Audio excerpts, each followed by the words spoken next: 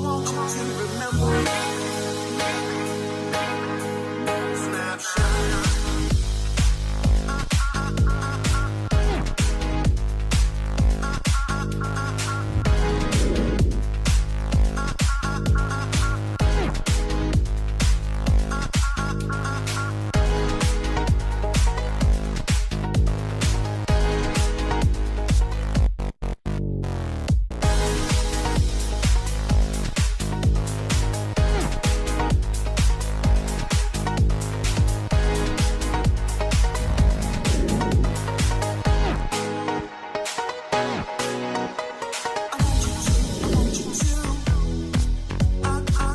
Gender fluid, and that kind of just means that some days I'm closer to this end of the spectrum and some days I'm closer to that end of the spectrum, and I can kind of float in between.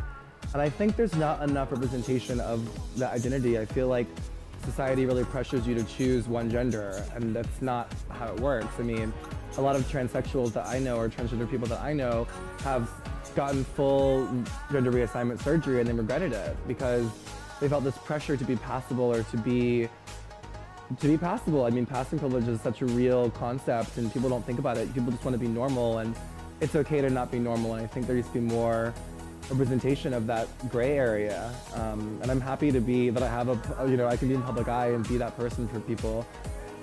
Again, things are really shifting and changing, and I think it's really, really important to have people who are not hung up on the binary and not hung up on passing and just can exist somewhere in between.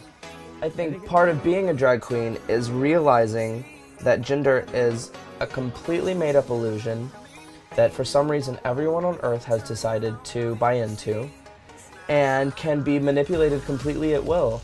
That's the thought that I have when I wake up in the morning. I think there is a lot of diversity, absolutely. There's not enough representation.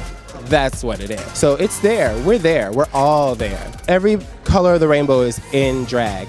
It's just not being shown. And I think we need to bring everybody to the forefront because there's room for everybody.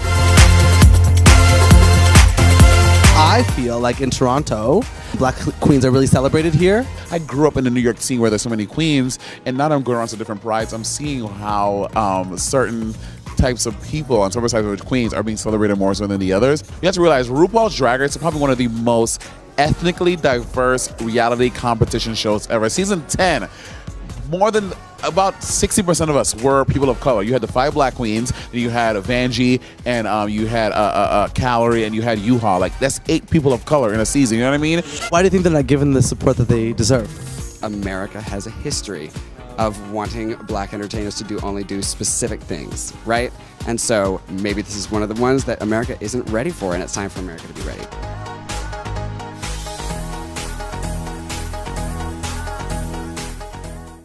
I think in this political climate right now, we're all afraid. And for us to escape maybe the trials and tribulations that we went through our lives, we do drag to celebrate ourselves, our femininity. People celebrate drag with us because it's a way for them to escape, and it's a way for them to feel like they belong in a political climate where right now, none of us feel like we belong truly.